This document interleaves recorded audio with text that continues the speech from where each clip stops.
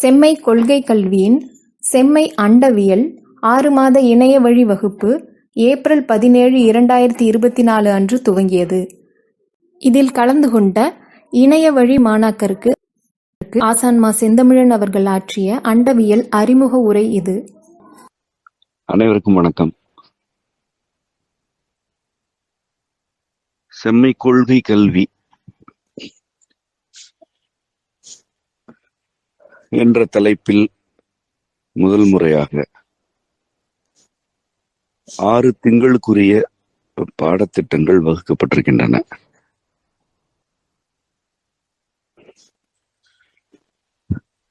இந்த கொள்கை கல்வியில் மாணாக்கராக இணைந்திருக்கும் உங்களுக்கும் இதனை முன்னெடுக்கும் செம்மை சமூகத்தினருக்கும் நன்றி.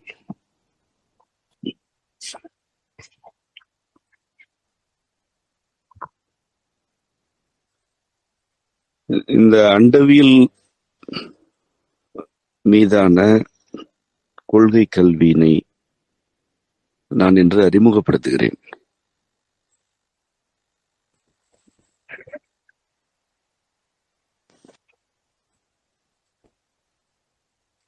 இது மனநிறைவான பொழுதாக எனக்கு இருக்கிறது. அதற்கு பல காரணங்கள் உண்டு. ஒரு சிலவற்றை கூறிவிட்டு அண்டவியல் எனும் பாடத்தின் மீதான என்னுடைய வழிகாட்டல்களை இந்த அறிமுக உரையில் வழங்க விரும்புகிறேன். ஏறத்தாழ 10 ஆண்டுகளாக நூல்கள், உரைகள், வகுப்புகள் வழியாக இந்த கருத்துக்களை நான் வெளிப்படுத்தியிருக்கிறேன்.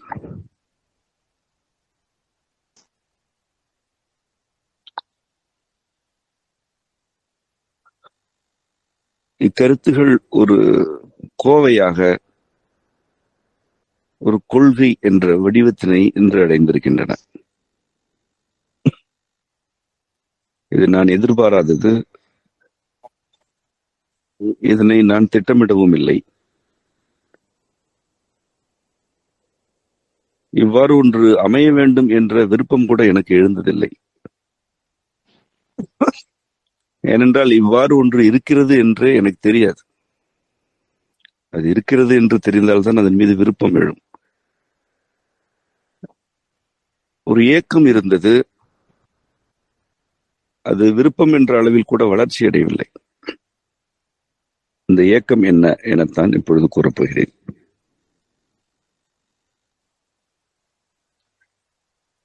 நம்முடைய மரபு இறையியலை அடித்தளமாக கொண்டது.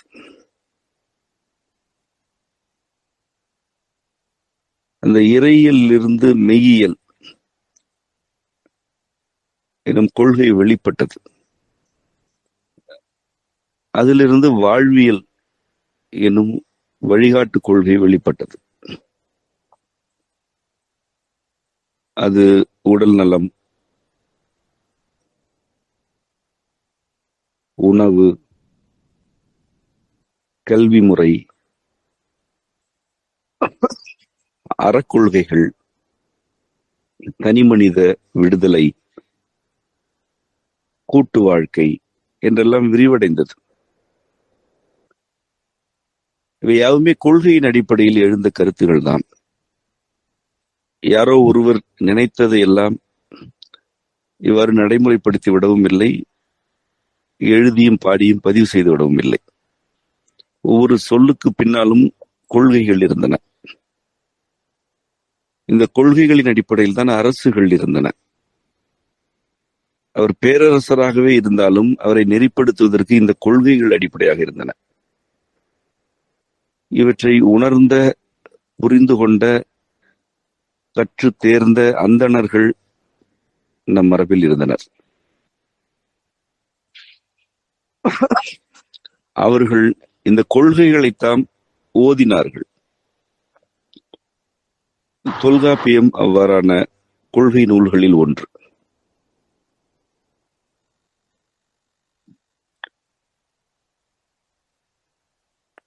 இறையியலிலிருந்து முளைத்து எழுந்து கிளைத்த கொள்கைகள் தான் தமிழ் கூறும் நல்லுலகை வழிநடத்தி கொண்டிருந்தன.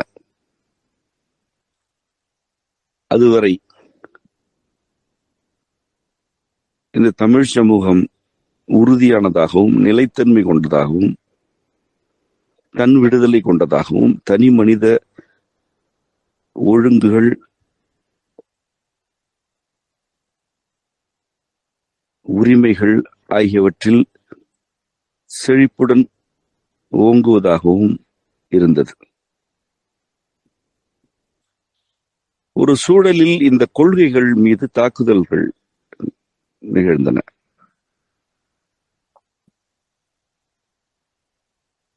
இந்த தமிழ்கூறு நல்லுலகை வீழ்த்த முயன்றவர்கள் முதலில் இந்த கொள்கைகளைத்தான் அசைத்தார்கள்.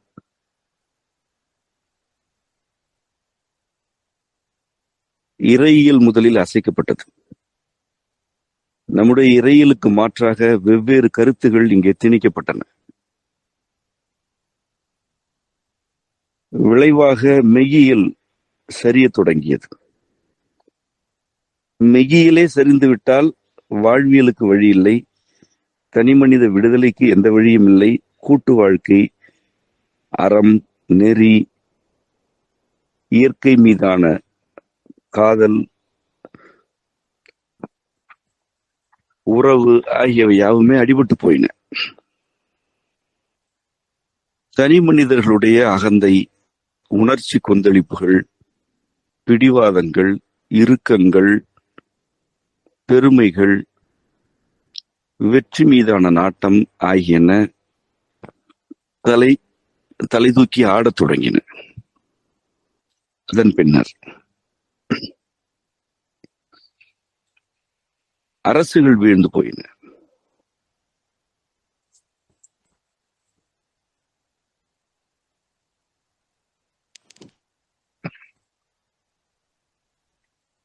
பேரரசுகள் யாவுமே ஆட்டம் கண்டுவிட்டன. அந்தணர்கள் ஒழிந்து போனார்கள். அவர்களுக்கு மாற்றாக வேறு சிலர் வந்தார்கள். அவ்வாறானவர்கள் பிறப்பின் அடிப்படையில் உயர்வு தாழ்வு கற்பித்தனர். ஒரு தனி மனிதருடைய துயரங்களுக்கும் இன்னல்களுக்கும் அல்லது அவருடைய வெற்றிகளுக்கும் முந்தைய பிறவிகளின் சில செயல்கள் அடிப்படையானவை என்று மிக தெளிவாக கட்டமைக்கப்பட்டது. ஆகவே கண்ணெதிரே நிகழும் அநீதியை எவரும் கண்டுகொள்ள வேண்டாம் என்று கற்பிக்கப்பட்டது. ஒரு அநீதி இழைக்கப்படுகிறது என்றால் அதனை நீ பொருட்படுத்தாதிரு. துயரத்தில் இருப்பவர்கள் ஏற்கனவே பாவம் செய்தவர்கள், அவர்கள் இதனை அனுபவிக்கட்டும் என்பது ஒரு கல்வியாகவே வளர்த்தெடுக்கப்பட்டது. அந்த கல்விதான் இன்று வரை இருக்கிறது. இன்றைக்கு அது கல்வியாக இல்லை, அசைக்க முடியாத நம்பிக்கையாக இருக்கிறது. ஒவ்வொரு தனி மனிதரும் இவ்வாறு தன்னுடைய நன்மை தீமைகளுக்கு தான் பொறுப்பு இல்லை, தன்னுடைய முந்தைய பிறவிதான் பொறுப்பு என்று நம்ப தொடங்கிவிட்டார்கள். விளைவாக அதிகாரம் வெறி கொண்டவர்களும் உணர்ச்சிகளால் பிறரை வளைத்து போட எத்தனிப்பவர்களும் சமூகத்தில் வெற்றி பெறத் தொடங்கினார்கள். உயர்வு தாழ்வு என்பதுதான் நியதி என்று நிறுவப்பட்டு விட்டது. மேல் கீழ் என்பதுதான் சமூகத்தில் மாற்ற முடியாத விதி என்பது நிலைநாட்டப்பட்டது. இந்த சூழலில்தான் இறையியல் மீண்டும் வேறொரு வடிவத்தை எடுத்து முகிழ்க்க தொடங்கியது. அவ்வாறு முகிழ்த்த நூல்களில் ஒன்றுதான் திருவாசகம். அதுதான் இறையியல், மெய்யியல், வாழ்வியல் ஆகிய மூன்றையும் ஒரு நூலில் கோத்த நூல்.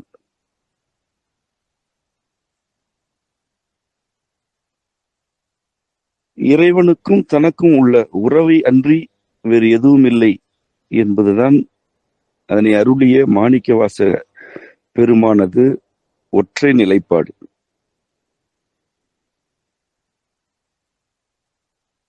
இந்த உறவு தனக்கு மட்டுமானது அன்று, அனைத்து உயிர்களுக்குமானது என்பதனை அவர் திருவாசகத்திலேயே தெளிவுபடுத்திக் கொண்டே இருக்கிறார். அந்த நூலில் மெய்யியல் கொள்கைகள், அண்டவியல் கொள்கைகள், வாழ்வியல் கொள்கைகள், தனி மனித விடுதலை ஆகியன பிரிக்க இயலாத வகையில் கலந்திருக்கின்றன.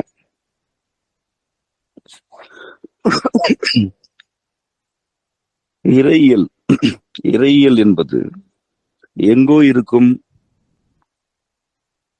ஏதோ ஒரு சக்திக்கும், அந்த சக்தி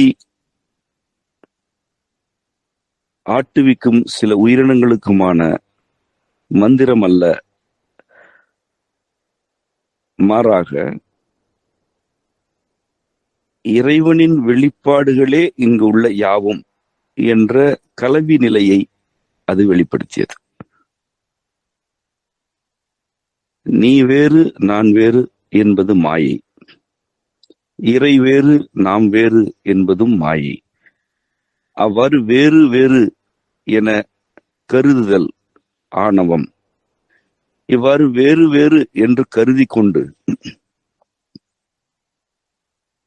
தனி வாழ்க்கைக்கு உரிய முயற்சிகளை முன்னெடுப்பதும், அம்முயற்சிகளில் வெற்றி தோல்விகளை கண்டு உணர்ச்சி மேலிடுவதும் கண்மம், ஆணவம், கண்மம், மாயை ஆகிய இந்த மூன்று நிலைகளையும் மனதளவில் கடந்தால் நம்மையும் அம்மையப்பரையும் அன்றி இங்கு வேறு எதுவுமே இல்லை என்ற உண்மையை தன் அடிநாதமாக கொண்டது திருவாசகம்.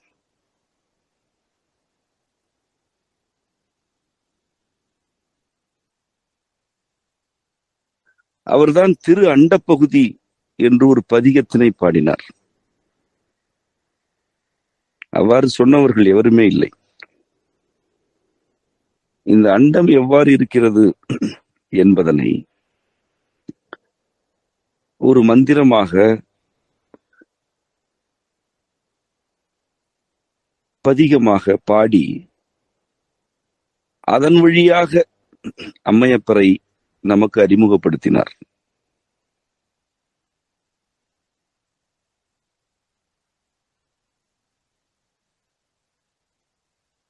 அவருடைய கீர்த்தி திரு அகவல், போற்றி திரு அகவல், திருச்சதகம் ஆகியன ஒரு தனி மனித வாழ்க்கையில் இறைவன் எவ்வாறு உறவாடுகிறான் என்ற மெய்மையை விளக்குகின்றன.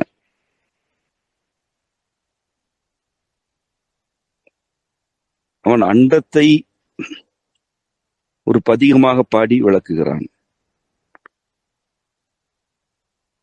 அதே மாணிக்க வாசகன் ஒரு தனி மனிதருடைய வாழ்க்கையின் விடுதலை, அவ்விடுதலைக்கும் இறைவனுக்குமான உறவு ஆகியவற்றையும் விளக்குகிறான்.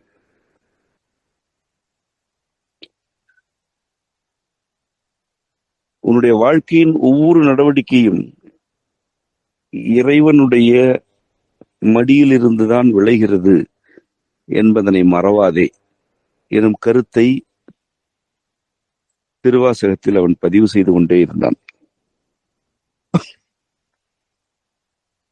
இறைவனே தன்னை புணர்ந்ததாக கூறிய ஒருவன் உண்டு என்றால் அவன் மாணிக்க வாசகன் தான்.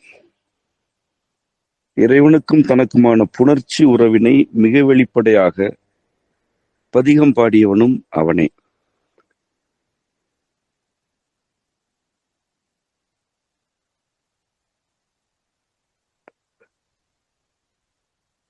ஓர் அணு எவ்வளவு நுட்பமானது என்பதனை இலக்கணமாகவே விளங்கிக் கொள்ளும் வகையில் கூறும் அவன்தான்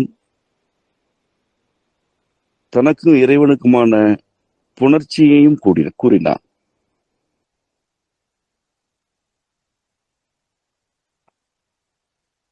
அவன்தான் இறைவனை போற்றி பெண்கள் கும்மியடித்துக் கொண்டே பாடும் வகையிலான பதிகங்களையும் அதே திருவாசகத்தில் எழுதினான். பூசுவது வெந்நீரு பூண்பதுவோ பொங்கரவம் எனும் பதிகம் ஊர்களில் மிக எளிமையான மனிதர்கள் கும்மி அடித்துக் கொண்டே இறைவனை வாழ்த்தும் பாங்கினை பதிவு செய்தது. அந்த பதிகத்தை படிக்கும் பொழுது அதில் எந்த ஆழமும் இல்லை என்று கூட தோன்றும். திருவண்ட பகுதியை ஓரளவேனும் புரிந்து கொண்டால் அதன் ஆழம் மூச்சு முட்டுகிறதே என்ற கலக்கத்தை ஏற்படுத்தும். மெய்யுணர்தல் எனும் பதிகத்தை படிக்கும் பொழுது கதறி கதறி அழுது அரற்றி புலம்ப தோன்றும். ஆனந்தத்து அழுந்தலை மிகச் சிறிதளவேனும் விளங்கிக் கொண்டால் இறைவன் எவ்வாறு புணர்ச்சியின் வழியாக மனிதர்களை ஆட்கொள்கிறான் என்ற விந்தை விளங்கும். சிவபுராணத்தை ஓரளவேனும் விளங்கிக் கொண்டால் இறைவன் எவ்வாறு தன்னை வெளிப்படுத்திக் கொள்கிறான் என்ற பெருமை விளங்கும். கீர்த்தி திரு அகவலை மிகச் சிறிதளவேனும் விளங்கிக் கொண்டால் இந்த தமிழர்களின் தொன்மை எவ்வாறானது, இத்தமிழர்களுடைய தொன்மையில் அம்மையப்பரின் அருள் எவ்வாறு நிலைநாட்டப்பட்டது, ஊழி நிகழ்ந்த பொழுது எவை அழிந்து போயின, தமிழ் நிலம் எவ்வாறு மீட்கப்பட்டது என்ற கருத்துக்கள் எல்லாம் ஒரு வரலாற்று குறிப்பு போல பதிவு செய்யப்பட்டது விளங்கும்.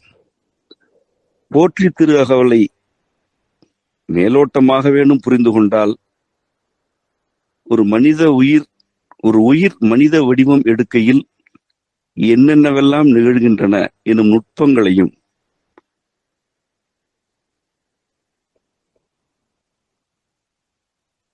அது மனித வடிவத்தை எட்டிய பின்னர் மாயைகளுக்கு ஆட்பட்டு அது எவ்வாறெல்லாம் உழல்கிறது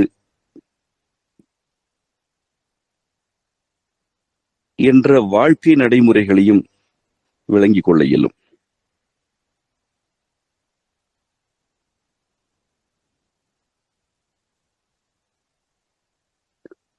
அவன் இயற்றிய திருக்கோவையாரை பயிலும் வாய்ப்பு ஒருவேளை இறைவனால் அருளப்பட்டால் இறைவனும் இறைவியும் எவ்வாறு புணர்கிறார்கள், எவ்வாறு கலவி கொள்கிறார்கள், அதனூடாக அவர்கள் எப்படி இந்த பேரண்டத்தையும் அதன் பொருட்களையும் வெளிப்படுத்துகிறார்கள் என்ற அருமறை விளங்கும்.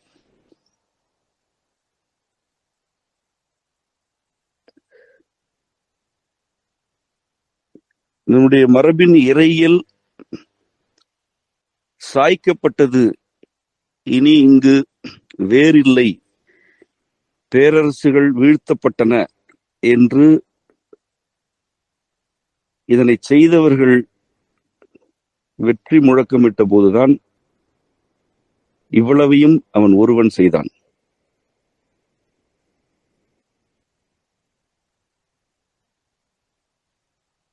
அவன் இன்னும் பல செய்தான்.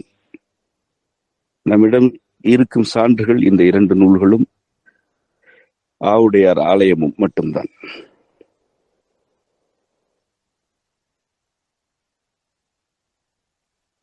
திருமந்திரம் ஒரு எழுச்சியினை தொடங்கியே வைத்தது. என்னை நன்றாய் செய்தான் இறைவன், தன்னை நன்றாய் தமிழ் செய்யுமாறு என்றுதான் அவர் தொடங்கினார். இறைவனும் தமிழும் வேறல்ல என்பதனை அவர் அந்த முதல் மந்திரத்தில் கூறினார். தன்னை நன்றாய் தமிழ் செய்யுமாறு இறைவன் என்னை அனுப்பியிருக்கிறான், என்னை நன்றாக செய்திருக்கிறான் என்று கூறினார்.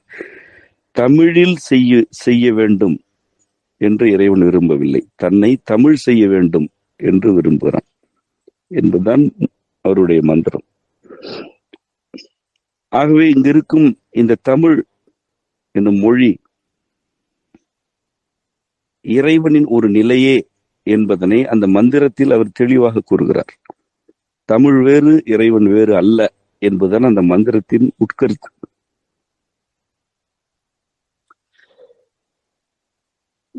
தமிழர்களுடைய இறையியல் வீழ்த்தப்பட்டது என்று அவர்கள் மார்தட்டி கொண்டிருந்த பொழுதுதான் 3000 மந்திரங்களை இறைவன் அருள மூலன் பதிவு செய்தான்.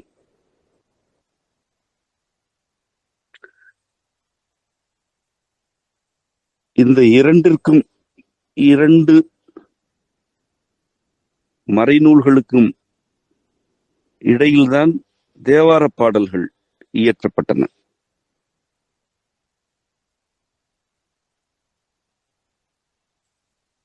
விளைவாக இறையில் அழிந்துவிடவில்லை என்ற மெய்மையும், இறையியலை அழிக்க வேண்டும் என்ற கற்பனை கூட யாருக்கும் இருக்கக்கூடாது என்ற உண்மையும் மீண்டும் நிலைநாட்டப்பட்டன. இதனை அழிக்கலாம் என்று கருதி வந்த சமயங்கள் தமிழகத்திலிருந்து துடைத்து எரியப்பட்டன. அவற்றுக்கான தடயங்கள் கூட இன்று இல்லை. அவையெல்லாம் தொல்பொருள் சின்னங்களாக இருக்கின்றன. அவற்றை காண்பதற்கும் யாரும் இல்லை.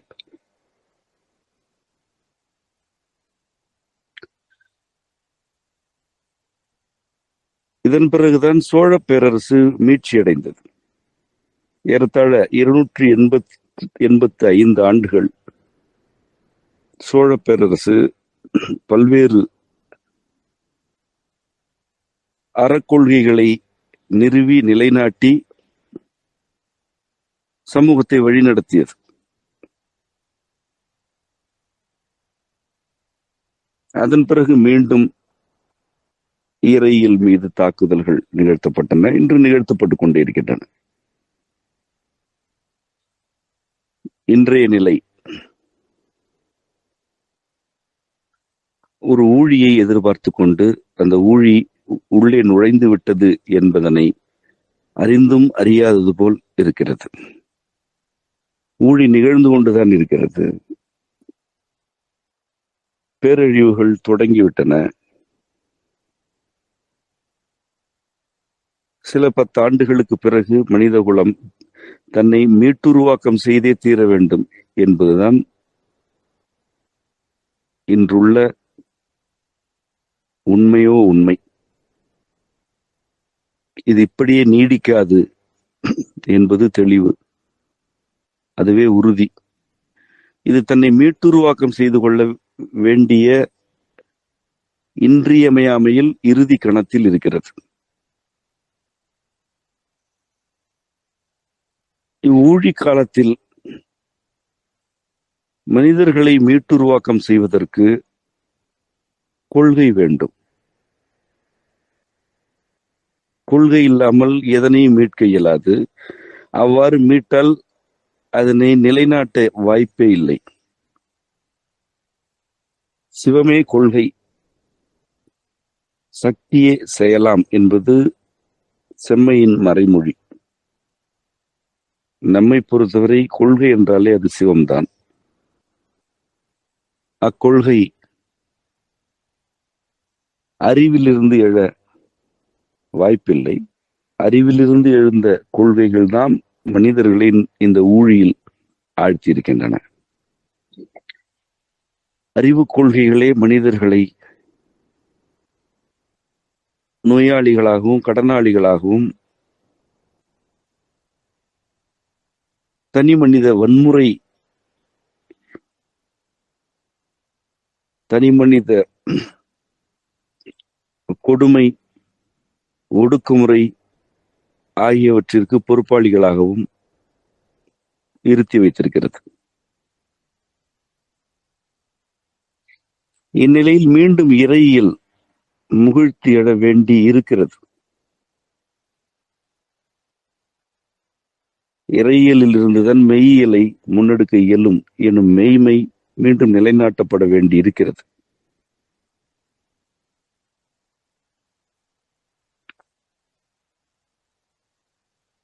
தனி மனித வாழ்க்கை, விடுதலை, ஒழுங்கு ஆகியவற்றின் ஊடாகத்தான் கூடி வாழவே இயலும் என்ற மறுக்க இயலாத உண்மை இங்கு நிலைநாட்டப்பட வேண்டி இருக்கிறது.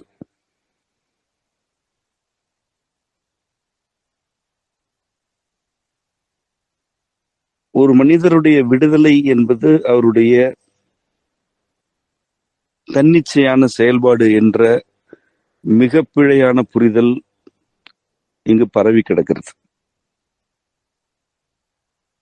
விடுதலையும் ஒழுங்கும் ஒன்றுதான் என்ற உண்மை இங்கு உரையாடப்படவில்லை, அவ்வாறு நம்பப்படுவதும் இல்லை.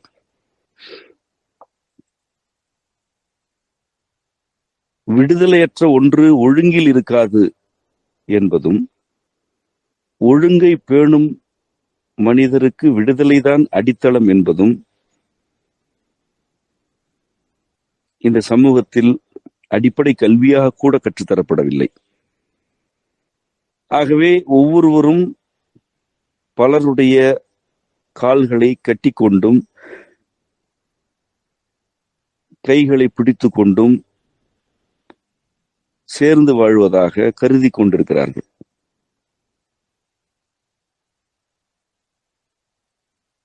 விளைவாக ஒரு நெருக்கடி வரும் பொழுது அனைவரும் சேர்ந்து வீழ்கிறார்கள், அல்லது விழுபவரை கைவிட்டுவிட்டு கண்டும் காணாதது போல் நகர்கிறார்கள், என்றால் ஓடிவிடுகிறார்கள். மக்கள் கூட்டமாக வாழ்கிறார்கள், அக்கூட்டத்தில் உள்ள ஒவ்வொருவரும் தனித்தனியே இருக்கிறார்கள். நினைத்தவற்றையெல்லாம் செய்வதுதான் விடுதலை என்று இங்கு நம்ப வைக்கப்பட்டிருக்கிறது. அல்லது விடுதலையுடன் இருக்கும் மனிதர்கள் நினைத்தபடித்தான் இருப்பார்கள் என்ற கருத்து நிலைநாட்டப்பட்டும் இருக்கிறது. ஒரு தனி மனிதருடைய வாழ்க்கை சிக்கல் தொடங்கி சமூக சிக்கல்கள், உடல்நலக்கேடுகள், பொருள் நெருக்கடி, உறவு சிக்கல்கள், இயற்கை வள சுரண்டல்கள், இயற்கை வள பற்றாக்குறைகள் என்று ஊழியின் நிகழ்வுகள் நீக்கமற நிறைந்து விட்டன. இவையாவுமே ஒரு பேரழிவின் உறுப்புகள் தாம் என்று கூட இந்த சமூகம் இன்னும் புரிந்து கொள்ளவும் இல்லை. எல்லாவற்றையும் சரி செய்து விடலாம் என்று இது நம்புகிறது. எல்லா விளைவுகளையும் திருத்தி விடலாம் என்று இது இருமாப்புடன் இருக்கிறது. ஆனால் இதனால் ஒரு சிறிய தீங்கில் இருந்து கூட தன்னை தற்காத்துக் கொள்ள இயலவில்லை.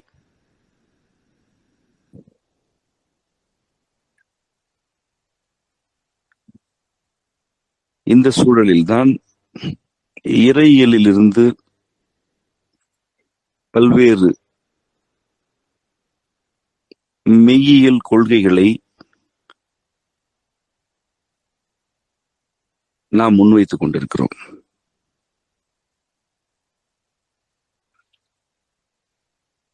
அண்டவியல் எனப்படுவது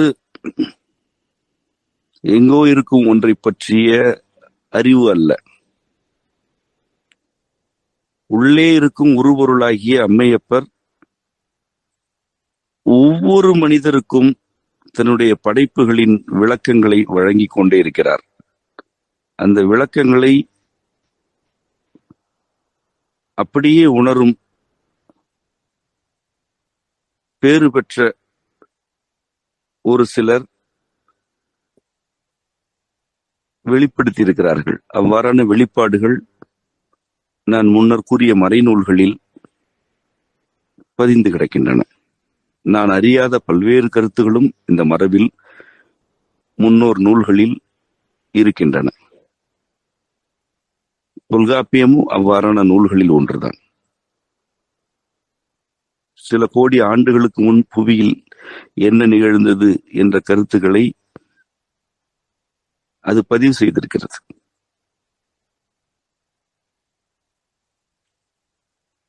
நீங்கள் ஒன்றை புரிந்து கொள்ள வேண்டும். நம்முடைய மரபு சோதனை மற்றும் ஆய்வு என்ற அடிப்படையில் இந்த அண்டத்தை விளங்கிக் கொண்டது இல்லை. கருவிகளின் துணை கொண்டு அண்டத்தையும் புவிச்சூழலையும் அதன் உயிரின வரலாற்றையும் நாம் புரிந்து கொள்ளவில்லை.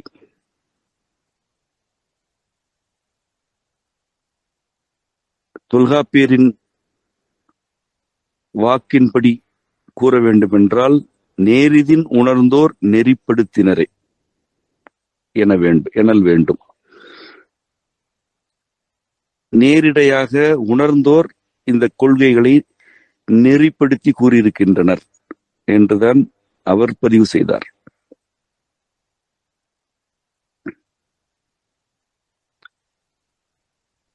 உணர்தல் என்ற உறவு இறைவனுக்கும் ஒரு தனி மனிதருக்கும் உரித்தானது. அது உறவே அன்றி வேறு எதுவும் இல்லை. இறைவன் தன்னுடைய வெளிப்பாடுகளை தன் பிள்ளைகளுக்கு உணர்த்துகிறார்.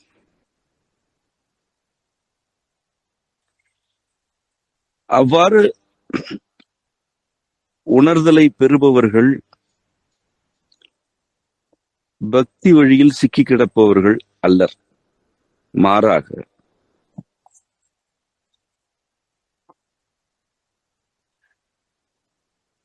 இறைவனுடைய அருமைகள், நுண்மைகள், பெருமைகள் ஆகிய யாவும் ஒன்றுமே இல்லாத, எப்பொருளுக்கும் தகுதியற்ற, பொருத்தமற்ற ஒரு மனித உயிருக்கு வழங்கப்படுகிறதே, இதனினும் பேரன்பு உண்டோ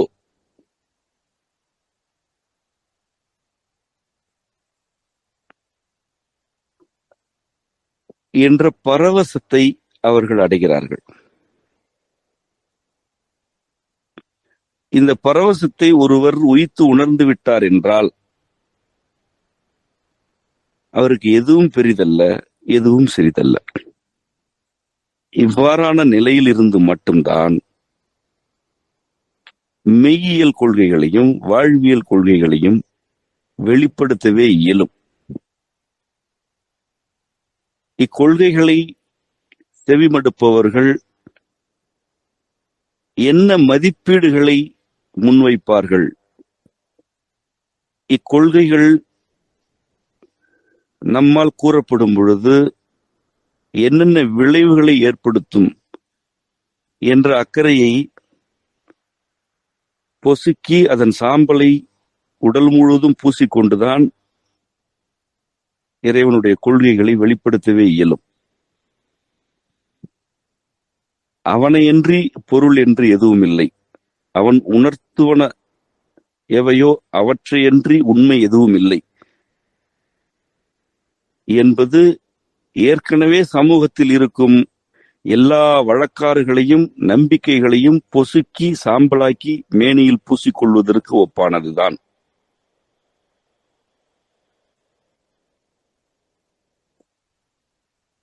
இங்கு இருப்பவற்றின் மீது கேள்வி எழுப்புவது சரியா தவறா என்ற அச்சம் அந்த நிலையில் இருக்காது. ஒன்றை அழிக்கிறோமே என்ற கவலை துளியும் இருக்காது. ஒன்றை கட்டுகிறோமே என்ற பெருமை அறவே இருக்காது.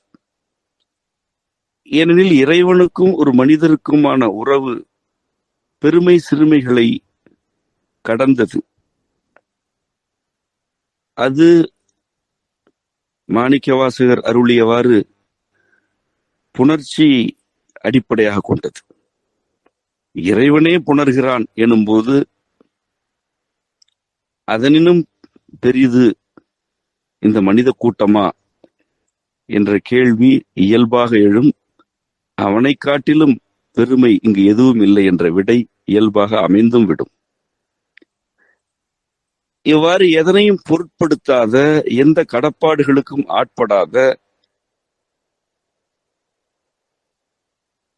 மனிதர்கள் நம்முடைய மரபில் நீண்ட காலமாக வாழ்ந்து வந்திருக்கிறார்கள். அவர்களால் தான் ஒரு சமூகத்தை நெறிப்படுத்துவதற்குரிய கருத்துக்களை முன்வைக்க இயலும்.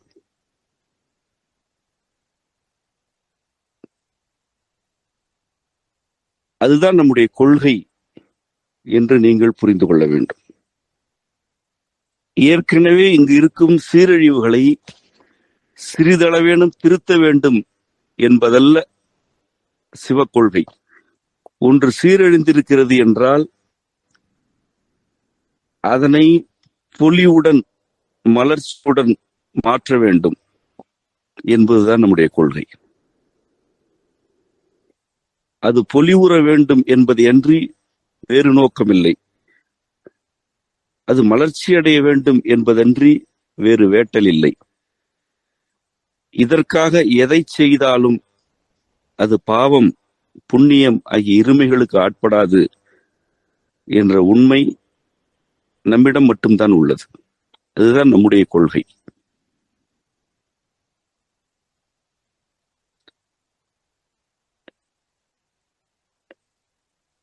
சரி தவறு நன்மை தீமை ஆகியவற்றுக்குள் சிக்குண்டு கிடப்பவர்கள் இங்கொரு காலையும் அங்கொரு கையையும் வைத்துக் கொண்டிருப்பார்கள். எது வெற்றி பெறுகிறதோ அந்த பக்கம் சாய்வார்கள். இது சரியும் இல்லை, அது தவறும் இல்லை, இந்த இரண்டையும் என் தலைவன் படைக்கவில்லை என்ற மெய்மையை விளங்கி கொண்டவர்கள் வெற்றியின் பக்கம் சாய்வதில்லை, தோல்வியை கண்டு கலங்குவதில்லை. அந்த இரண்டையும் மடித்து போர்வையாக போர்த்தி கொண்டு இதுவும் இருமை இல்லை, இதுவும் ஓர்மைதான், நீ எது எதிர் என்று கருதினாயோ அது நான் உடுத்தும் ஆடை என்று அலைந்து திரிந்து சமூகத்தை நெறிப்படுத்தினார்கள். அவ்வாறுதான் தமிழகத்தில் நெருக்கடி மிகுந்த சூழலில் ஆயிரக்கணக்கான ஆலயங்கள் எழுப்பப்பட்டன. நீங்கள் ஒன்றை நன்கு விளங்கிக் கொள்ள வேண்டும். தமிழகத்தில் ஆலயங்கள் மிக மிக கூடுதலாக எழுப்பப்பட்டது ஒரு 700 ஆண்டு காலத்தில் தான். அந்த 700 ஆண்டு காலமும் நம்முடைய ஆலயங்கள் தவறானவை, தீயவை என்று கருதியவர்கள் பேரரசர்களாக இருந்த காலம். நாம் மிகுதியாக ஆலயங்களை எழுப்பியதே எதிரிகள் பேரரசர்களாக இருந்த போதுதான். அதுதான் நம்முடைய சிறப்பே. நாமார்க்கும் குடியெல்லோம் நமனை அஞ்சோம், நரகத்தில் இடர்படும் நடலை இல்லோம், ஏமாப்போம் பிணி எறியோம் பணிவோம் அல்லோம் என்று திருநாவுக்கரசர் முழங்கிய போது பேரரசராக இருந்தவன் எம்பெருமானை இழித்துரைத்து நாடகம் இயற்றியவன். சிவத்தொண்டர்களை எல்லாம் கேலி செய்து நாடகம் இயற்றியவன் பேரரசனாக இருந்த பொழுதுதான் நாம் யாருக்கும் குடியல்ல என்று கூறினார். நான் யாருக்கும் ஒரு குடிமகன் கூட இல்லை என்று கூறியதுதான் அந்த மந்திரம். நான் யாருக்கும் அடிமை இல்லை என்று அவர் கூறவில்லை. ஒரு பேரரசனிடம் அவர் நான் உன் அடிமை இல்லை என்று கூட பாடவில்லை. நான் யாருக்கும் ஒரு குடிமகன் கூட இல்லை என்று பாடினார்.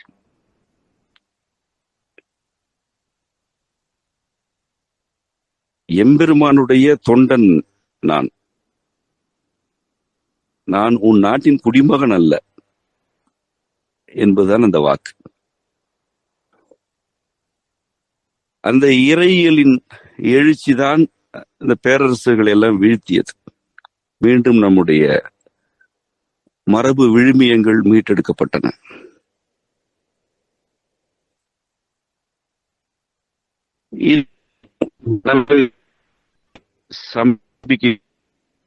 சடங்குகள் இருக்கின்றன.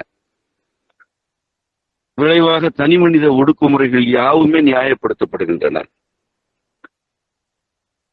மனவழிப்பட்ட வாழ்க்கை தீங்கு என்றும், உணர்ச்சி மற்றும் அறிவு அதிகார வழிப்பட்ட வாழ்க்கைதான் சரி என்றும் உங்கள் ஒவ்வொருவருக்குமே கற்பிக்கப்பட்டு விட்டது. உங்களுக்கு மனம் என்றால் என்ன என்று பல பாடங்களை நடத்தினாலும் கேள்விகள் தான் மிஞ்சுகின்றன. இயல்பு என்றால் என்ன என்று எவ்வளவு பாடங்கள் நடத்தினாலும் நான் எப்படி இயல்பினை கண்டறிவது என்றுதான் நீங்கள் கேட்டுக்கொண்டிருக்கிறீர்கள். இது உங்களுடைய பிழை அல்ல. கடந்த சில நூற்றாண்டுகளாகவே நாம் நம்முடைய இறையியலின் வேர்களிலிருந்து கிளைத்த மலர்களை புரிந்து கொண்டு படிக்கக்கூட இல்லை என்பதனால் வந்த விளைவு.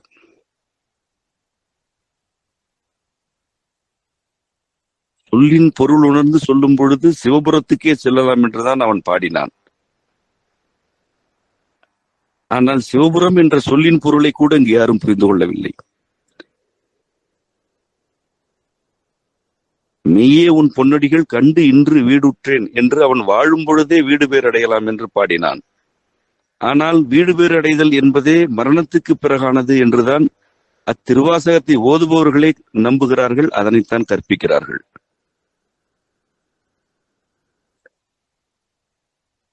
பிறப்பு அறுப்பது மட்டும்தான் இறைநெறியில் வாழ்பவர்களுடைய நோக்கம் என்று உங்களுக்கு கற்பிக்கப்படுகிறது. ஆனந்தத்து அழுந்தலில் அவன் அழுத்தம் திருத்தமாக கூறுகிறான், நான் மீண்டும் மீண்டும் பிறந்து வந்து உன்னை போற்றுவேன், ஆகவே நான் மீண்டும் பிறந்து வந்து கொண்டே இருப்பேன் என்று அவன் கூறுகிறான். அவனே பிறப்பறுப்பது மட்டுமே நோக்கம் என்று கருதவில்லை, பிறப்பு அறுக்க வேண்டும் என்றும் பாடுகிறான். வாழும் போதே நான் வீடு பேர் அடைந்து விட்டேன் என்றும் பாடுகிறான். அது என்ன பிறப்பறுப்பது? உன்னுடைய பெருமைகளை பாடுவதற்காக நான் மீண்டும் மீண்டும் வருவேன் என்றும் பாடுகிறான். இந்த 3 நிலைகளையும் அவன் திருவாசகத்தில் பொதித்து வைத்தான். இது உங்களுக்கு கற்பிக்கப்படவே இல்லை. திருமந்திரத்துக்கும் தமிழுக்கும் நம் இறைவனுக்குமான உறவு உங்களுக்கு கற்பிக்கப்படவில்லை. தொல்காப்பியத்துக்கும் இறையியலுக்கும் என்ன உறவு என்று உங்களுக்கு கற்பிக்கப்படவில்லை. தொல்காப்பியம் ஒரு மெய்யியல் நூல் என்று கூட உங்களுக்கு கற்பிக்கப்படவில்லை. அது ஒரு எழுத்திலக்கண நூல் என்று உங்களிடம் பாடம் நடத்தப்பட்டிருக்கிறது. அந்த எழுத்திலக்கணத்தையும் உங்களுக்கு முறையாக யாரும் கற்பிக்கவில்லை. இப்படி மரபு வழங்கிய அருங்கொடைகள் யாவற்றையுமே நீங்கள் அறிந்து கொள்ளாத வகையில் பல கட்டமைப்புகள் இங்கே எழுப்பப்பட்டு விட்டன. இன்றுள்ள ஆலயங்கள் இறைவனை உங்களுக்கு அறிமுகப்படுத்துவதில்லை. இறைவனுடைய திருமேனியை மறைத்துக் கொண்டிருக்கும் முகவர்கள், தரகர்கள், பொருள் பிடுங்கிகளுடைய கூடமாக அவை யாவுமே சிதைந்து கிடக்கின்றன.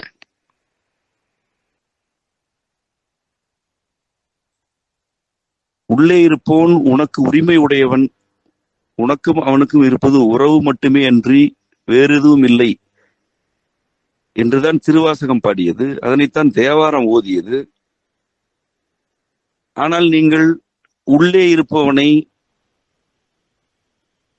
ஒரு மேலதிகாரி என்று கருதி கொண்டு இடையில் ஆட்களை வைத்துக் கொண்டிருக்கிறீர்கள். சுந்தரமூர்த்திகள் இறைவனை தன்னுடைய தோழன் என்று விழித்தான். இறைவனோடு தோழமை உறவு பூண இயலும் என்பதனை உரைத்தது மட்டுமல்ல, அவ்வாறு அவன் வாழ்ந்தும் காட்டினான்.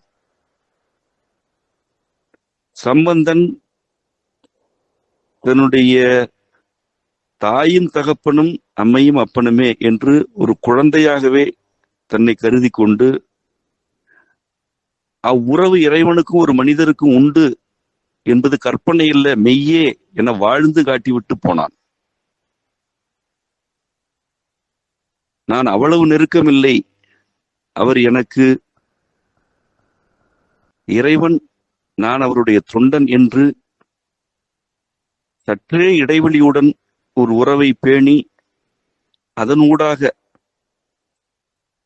பல மந்திரங்களை பாடி அம்மந்திரங்களின் விளைவாக ஒரு பேரரசையே சாய்த்து விட்டு இங்கிருந்து புறப்பட்டவன் தான் திருஞான அப்பரடிகள். இந்த மூவரும் இறைவனோடு உறவாடியவர்கள் என்பதனை இவர்களுடைய வாழ்க்கை உணர்த்துகிறது. ஆனால் நீங்களோ இறைவனோடு உறவாடுவது என்பதே ஒரு கற்பனை என்று கருதி கொண்டிருக்கிறீர்கள். இறைவனுக்கும் தனக்கும் இருந்தது அடிப்படைக்கும் அடிப்படையாக ஒரு கலவி நிலை உறவுதான் என்பதனை பல்வேறு மந்திரங்களில் பாடிவிட்டு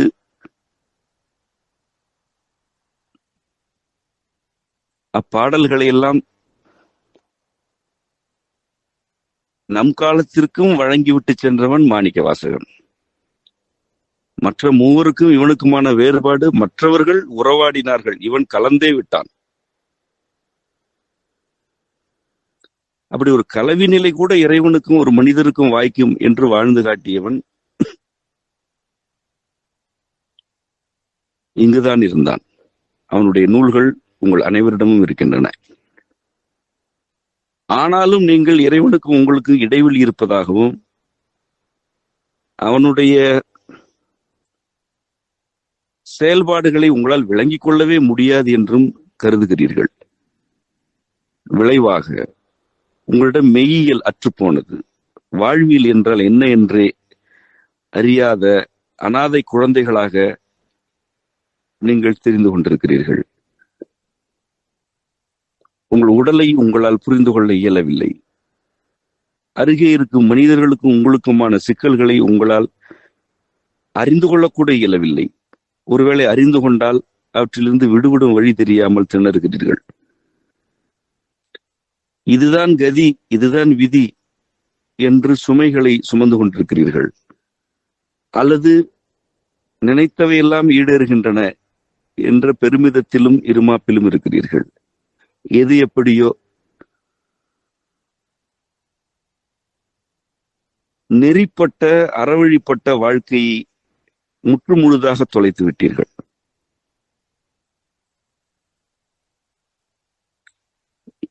இந்த நிலையில் அண்டவியல் என்ற கொள்கை உங்களுக்கு என்ன வழிகாட்டலை வழங்கிவிடும்? இந்த அண்டவியல் கொள்கைகளில் உள்ள கருத்துக்களை உணர்ந்து பதிவு செய்தவன் என்ற முறையில் நான் கூறுகிறேன், அண்டவியலை நீ விளங்கிக் கொள்ளும் ஒவ்வொரு கணமும்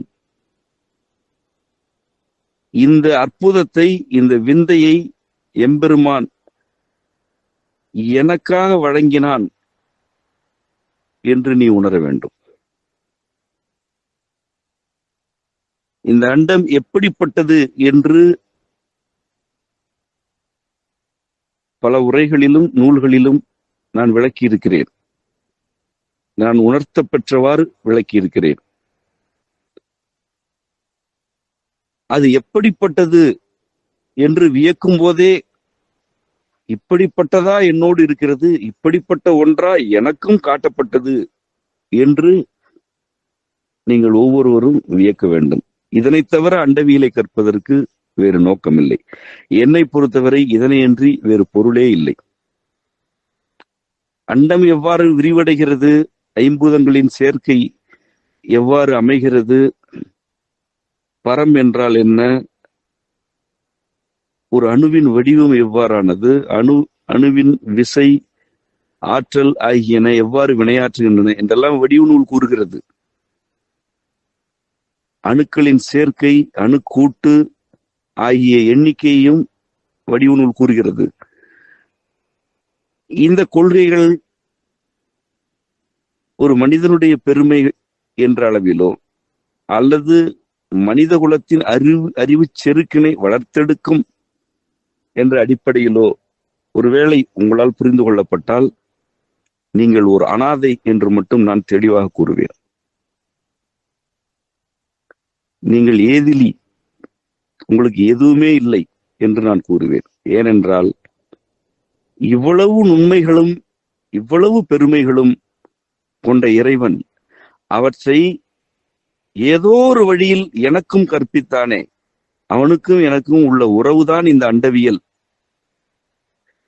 என்று புரிந்து கொள்பவர்கள் ஏதும் அற்றவர்களாக இருந்தாலும் அவர்கள் இறைவனின் பிள்ளைகள். உங்களிடம் எல்லாம் இருந்தாலும் இந்த கருத்துக்களை நீங்கள் அறிவாக கருதுவீர்களே என்றால் நீங்கள் ஏதிலிகளே.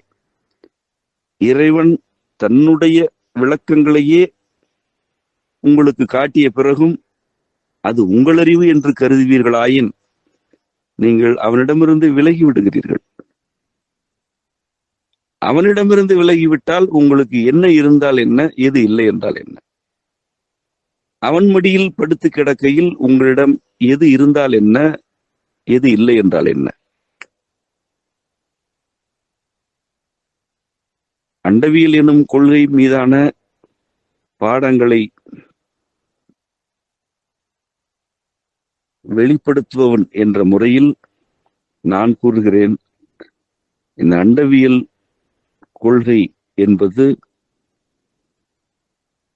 நமக்கும் இறைவனுக்குமான உறவின் உன்னதம். அண்டத்தில் எவை எவ்வாறு இருக்கின்றனவோ அவை யாவும் நம்முடைய சிந்தனையில் இறைவனால் இடையறாமல்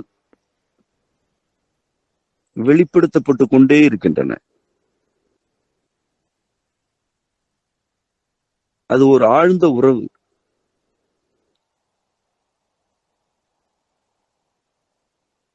சில நூற்றாண்டுகளாக ஆய்வு செய்தும் கண்டறிய வாய்ப்பற்ற ஒரு கருத்தினை இறைவனுக்கும் உனக்குமான உறவின் அடிப்படையில்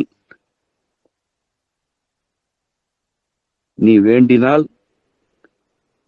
அரை நொடிக்கும் குறைந்த காலத்தில் அது உனக்கு வழங்கப்படுகிறது. அதுதான் உறவு. இறைவனுக்கும் ஒரு மனிதருக்குமான உறவு எவ்வாறானது என்பதற்கான மெய்ப்பாடுகளில் ஒன்றுதான் அண்டவியல். ஆகவேதான் அண்டவியல் பாடத்திட்டத்தை வகுக்கும் போதே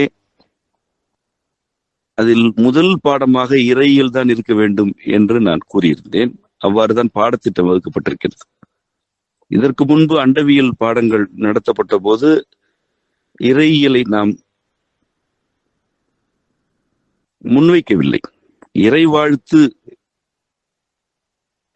என்ற ஒரு பகுதி கூட இதற்கு முன்பு இருந்ததில்லை. இறைவாழ்த்து இல்லாமல் என்னால் ஒரு நூலையும் இயற்ற இயலாது. ஏனென்றால் இறைவன் அருளிய கொள்கைகளே அந்த நூல்களில் இருக்கின்றன. அவனையன்றி வேறு யாரை வாழ்த்துவது என்பதுதான் மெய்மை. அதுதான் மெய்மை.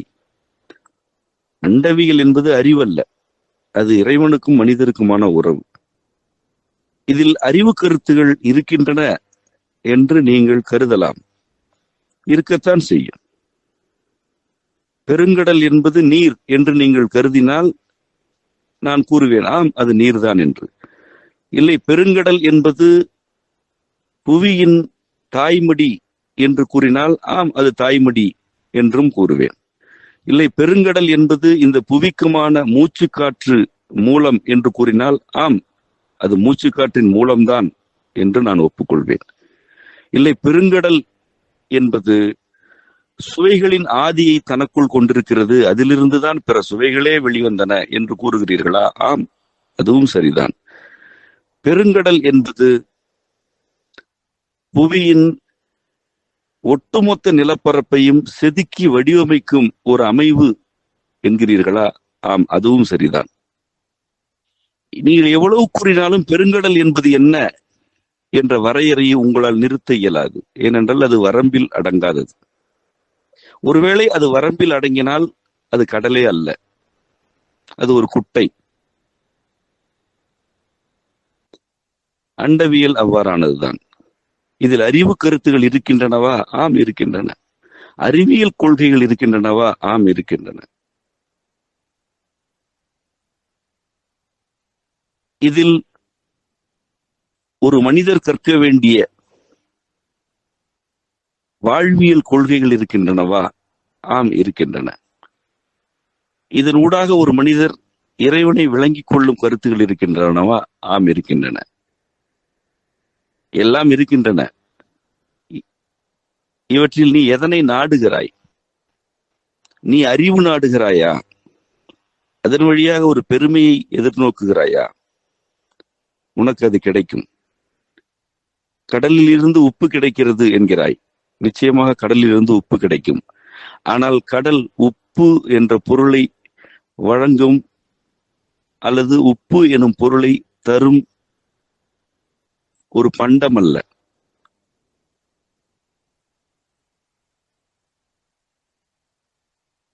நீ ஏதோ ஒன்றை எதிர்பார்க்கிறாய், அதனை அது தரும். ஆனால் அது மட்டுமல்ல, அது இன்னும் பலவற்றை தனக்குள் கொண்டிருக்கிறது. நீ அதனோடு உறவாடினால் தனக்குள் யாவையெல்லாம் இருக்கின்றன என அது உனக்கு விரித்து காட்டிக்கொண்டே இருக்கும். உனக்கு அறிவுதான் வேண்டுமென்றால் அதனை பிடுக்கிக் கொண்டு ஓடலாம் அல்லது இருந்து சுவைக்கலாம். எவ்வாறாயினும் உனக்கு அது மட்டும்தான் கிடைக்கும். அண்டவியலோடு உறவாட வேண்டும் என்று விரும்பினால் அந்த உறவிலிருந்து இவைதான் விளைந்தன என்று கணக்கிடவே இயலாத அளவிற்கு அண்டவியல் கொள்கை வாரி வாரி வழங்கி கொண்டே இருக்கும். இதுதான் என்னை பொறுத்தவரை அண்டவியல் எனப்படுவது. ஐம்பூதங்களின் மீது எனக்கு இருக்கும் உறவு,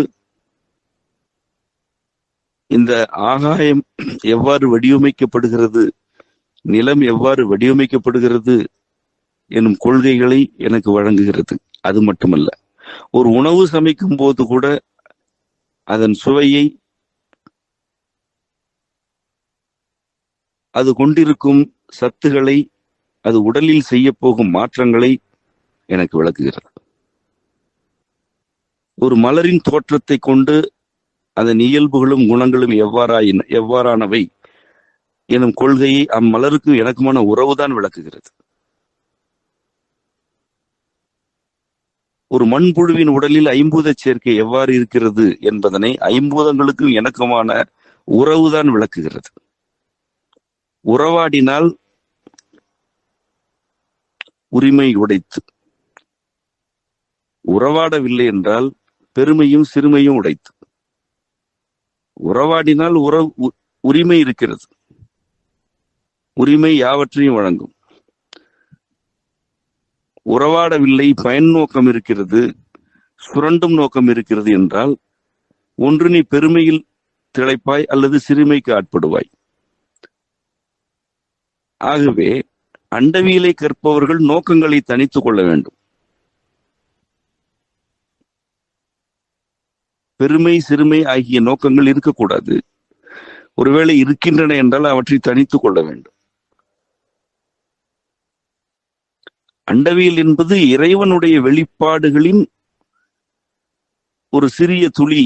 இதனை விளங்கிக் கொண்டால் நாம் இறைவனைத்தான் விளங்கிக் கொள்கிறோம் என்றுதான் நீங்கள் இதனை பயில வேண்டும். என்னுடைய மாணவர் இவ்வாறானவர் மட்டுமே.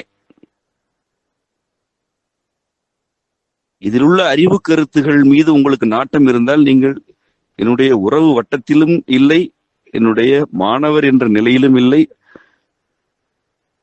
நீங்கள் எதுவாகவும் இல்லை. என்னிடமிருந்து மிக மிக விலகி தொலைவில் இருக்கிறீர்கள். இது உங்களுக்கு செருக்கை வழங்குகிறது என்றால் எனக்கும் உங்களுக்கும் தொடர்பு கூட இல்லை. ஒரு இலையை விளங்கிக் கொள்ளும் பொழுது இறைவனின் வினைகளில் ஒன்றை விளங்கிக் கொள்கிறோம் என்பதுதான் என் நிலை. ஒரு முத்தம் வழங்கப்படும் பொழுது இறைவனுடைய தழுவல்களில் ஒன்றை பெறுகிறோம் என்று விளங்கிக் கொள்வதுதான் என் நிலை. ஒரு மழைத்துளி மேலே விழும் பொழுது இறைவனுடைய அமுத துளி ஒன்றினை இன்று நான் பெற்றேன் என்று விளங்கிக் கொள்வதுதான் என் நிலை. ஓர் அடி விழும் பொழுது இறைவனுடைய வழியிலிருந்து விலகி சென்று இதனை பெற்றேன் என்று விளங்கிக் கொள்வதே என் நிலை. சில வேளைகளில் விலக்கப்படும் பொழுதும், கைவிடப்படும் போதும், அல்லது தனிமைப்படுத்தப்படும் போதும், அல்லது கண்டுகொள்வதற்கு ஆளற்ற நிலையில் இருக்கும் பொழுதும் அம்மையப்பனின் போக்கிலிருந்து விலகினேன், ஆகவே இது நிகழ்ந்தது என்று விளங்கிக் கொள்வதுதான் என் நிலை. எது நிகழினும் அவனுடைய உறவிலிருந்து விலகுதல் அல்லது அவனுடைய உறவில் மேலும் நெருங்குதல் என்பதனை அன்றி எனக்கு வாழ்க்கை எதுவும் இல்லை, என் வாழ்க்கையில் எந்த பொருளும் இல்லை. என் வழியாக வெளிப்படும் கருத்துகள் யாவும் எந்தாய் எந்தையின் அருள் வழங்கல்களே. என்னோடு ஊடாடும் மனிதர்கள் யாவரும் அம்மையப்பரின் அருள் வழங்கல்களே. என்னோடு உறவாடும் ஒவ்வொரு உயிரினமும் அவன் வெளிப்பாடுகளே. இதுதான் இந்த கொள்கை கல்வியை முன்னெடுக்கும் என்னுடைய நிலைப்பாடு. இந்த நிலைப்பாட்டிலிருந்து இம்மியளவு பிசையினாலும் இதில் உங்களுக்கு கல்வி இருக்க போவதில்லை. ஆகவே இதனை நீங்கள் நன்கு புரிந்து கொள்ள வேண்டும். இந்த பாடத்திட்டம் வகுக்கப்பட்டிருப்பது இவ்வாறான மிக தெளிவான விருப்பத்தில்தான். இது அறிவாளிகளை வளர்த்தெடுப்பதற்கானது அல்ல. அறிவாளிகளை வளர்த்தெடுப்பதற்கு 1000 இடங்கள் இருக்கின்றன. இது இறைவனாகிய அம்மையப்பனின்பால் ஈடுபாடு கொண்டு அவனுடைய வழங்கல்களை விளங்கிக் கொள்ள வேண்டும், அவனுக்கும் எனக்குமான உறவு என்ன என்று புரிந்து கொள்ள வேண்டும் என்று விரும்புபவர்களுக்கான களம். இதிலிருந்துதான் நீங்கள் அண்டத்தை புரிந்து கொள்ள வேண்டும். இதிலிருந்துதான் அண்டவியல் எனும் கொள்கையை புரிந்து கொள்ள வேண்டும். ஏனெனில் இதிலிருந்துதான் இந்த கருத்துக்களை நான் வெளிப்படுத்தி இருக்கிறேன். நான் ஒரு மூடன், எவ்வித அறிவும் அற்றவன் என்பது முதலில் எனக்கு தெரியும். என்னை தொடர்ந்து பார்ப்பவர்களுக்கும் அது தெரியும்.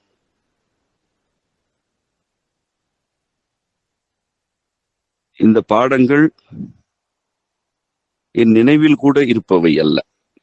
இந்த பாடங்களில் என்ன இருக்கின்றன என்று கூட எனக்கு இப்பொழுது கேட்டீர்கள் என்றால் தெரியாது.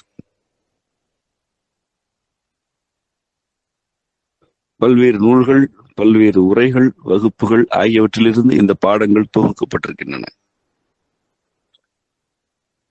இந்த எல்லா பாடங்களையும் ஒரு முறைப்படி தொகுக்க வேண்டும் என்ற விருப்பத்தோடு அந்த தொகுப்பு பணிக்கு என்று சில நாட்களை திட்டமிட்டு விட்டு அதற்காக மட்டுமே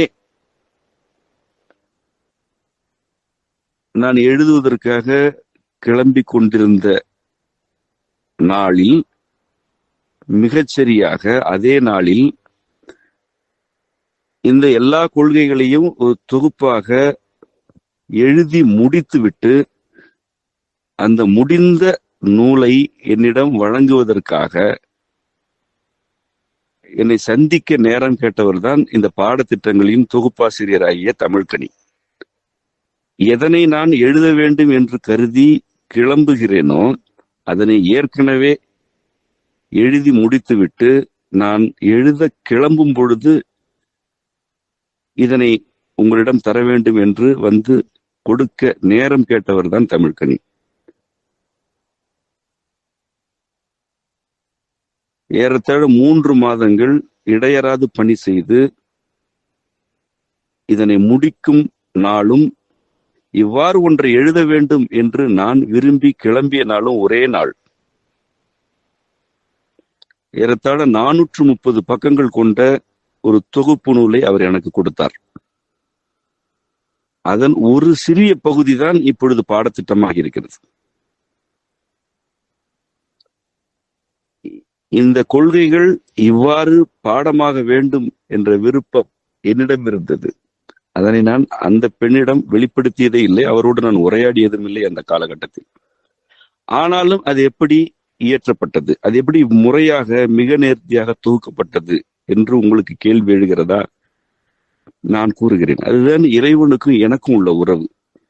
எவர் ஒருவர் இறைவனோடு உறவாட விரும்புகிறார்களோ அவர்கள் என்னுடனும் உறவாடுகிறார்கள். ஏனென்றால் நான் இறைவனோடு தான் உரையாடுகிறேன். எதிர்பார்ப்பற்று நோக்கமற்று என்னோடு உறவாட விரும்புபவர்களுக்கும் இறைவனுக்கும் உறவு இருக்கிறது. எதிர்பார்ப்பற்று நோக்கமற்று சக மனிதர்களோடு உறவாடுபவர்களுக்கும் இறைவனுக்கும் உறவு இருக்கிறது.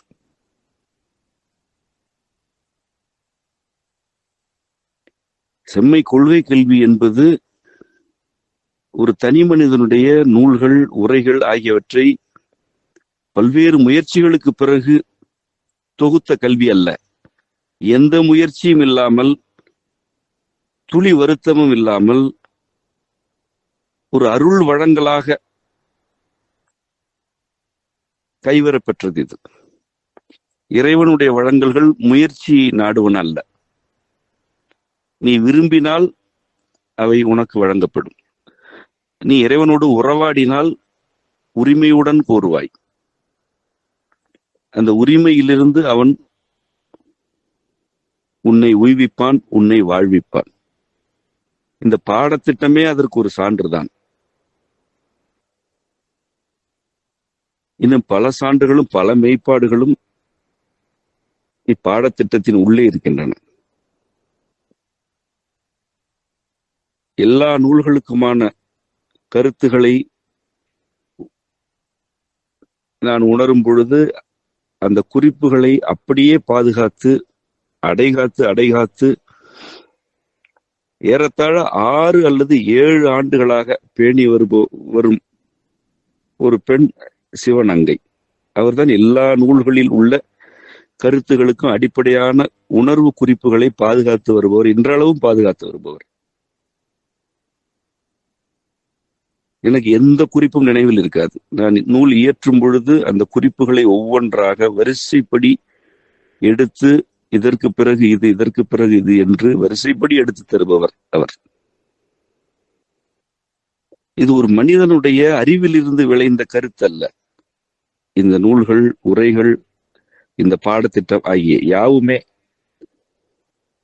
ஒரு மனிதனுடைய முயற்சியின் விளைவுகள் அல்ல. அவனோடு உதவிக்கு இருக்கும் மனிதர்களுடைய கூட்டு உழைப்பின் விளைவும் அல்ல. அவனுக்கு யாரும் உதவி இல்லை. அவனிடம் எதிர்பார்ப்பற்று நோக்கமற்று உறவாடுபவர்கள் விளையாட்டாக, வேடிக்கையாக, வலி இல்லாமல், சுமை இல்லாமல், எவ்விதமான பெருமையும் இல்லாமல் இவற்றை வெளிப்படுத்துகிறார்கள். இவற்றையெல்லாம் நான் கூறவில்லை என்றால் அவர்கள் கூறுவதற்கு வாய்ப்பே இல்லை. அப்படித்தான் இந்த பாடத்திட்டம் மிக தெளிவாக எனக்கு மிகுந்த மன நிறைவுடன் இறைவனுடைய அருளால் நம் கைக்கு வந்து சேர்ந்திருக்கிறது. இந்த கொள்கை கல்வி விரிவாக வளர்ச்சியடைய வேண்டும் என்ற விருப்பம் எனக்கு இப்பொழுது ஏற்பட்டிருக்கிறது. இதற்கு முன்பு அப்படி ஒரு விருப்பம் கூட எனக்கு இருந்ததில்லை. ஆசான் பள்ளியை பெரும் எண்ணிக்கையிலான மாணவர்கள் பயிலும் ஒரு கூடமாக மாற்ற வேண்டும் என்ற ஆழ்ந்த விருப்பம் இதே இணைய வகுப்புகளை ஒருங்கிணைக்கும் நெளினிக்கு உண்டு. மிக நீண்ட காலமாக அவருக்கு இந்த விருப்பம் உண்டு. இந்த அண்டவியல் மற்றும் செம்மை இல்ல வகுப்புகள் தொடங்கப்பட்ட நாளிலிருந்து இன்று வரை இதற்காக அவர் ஆற்றியிருக்கும் பணி அவருடைய முயற்சிகள் அல்ல. முயற்சியின் வழியாக இவற்றையெல்லாம் செய்யவே இயலாது. அவருடைய விருப்பம், அந்த விருப்பம்தான் மிகுதியான எண்ணிக்கையிலான மாணாக்கரை இந்த முறை இணைத்திருக்கிறது. இதுவரை நடத்திய எல்லா வகுப்புகளை காட்டிலும் கூடுதல் எண்ணிக்கையில் மாணாக்கர் சேர்க்கை இருப்பது இந்த 6 மாத கால செம்மை கொள்கை கல்விக்குத்தான். இதனை நான் சற்றும் எதிர்பார்க்கவில்லை. எனக்கு நன்றாக தெரியும் அது நளினியின் விருப்பம். எனக்கு அப்படி ஒரு விருப்பமே இல்லை. ஏனென்றால் இதனை பற்றி அவர் பல முறை என்னிடம் கூறியிருக்கிறார். கூடுதலான மாணாக்கர் சேர்க்கை வேண்டும், இந்த கருத்துகள் அவர்களை சென்றடைய வேண்டும், ஆசான் பள்ளியின் செயல்பாடுகள் விரிவடைய வேண்டும் என்று அவருடைய ஆழ்ந்த விருப்பம் எனக்கு தெரியும். இதற்காக அவர் எந்த முயற்சியும் எடுக்கவில்லை. அவர் விரும்புகிறார். அதனை இறைவன் உள்வாங்குகிறான், அவன் வெளிப்படுத்துகிறான். இணைய வகுப்புகளை தொடர்ந்து நடத்துவதற்கு அடிப்படையாக இருக்கும் சிவராமன், சிரவணன், உங்கள் அனைவருக்கும் அம்மைய புகழும் நிறைவதாக. நன்றி. இணைய வழியில் ஏற்பட்ட இடையூறு காரணமாக இதற்கு மேல் ஆசான் மா செந்தமிழன் அவர்கள் கூறிய கருத்துகள் தெளிவாக பதிவாகவில்லை. ஆனாலும் உரையின் சாரமான கருத்துக்கள் விடுபடாமல் இதனை வெளியிடுகிறோம்.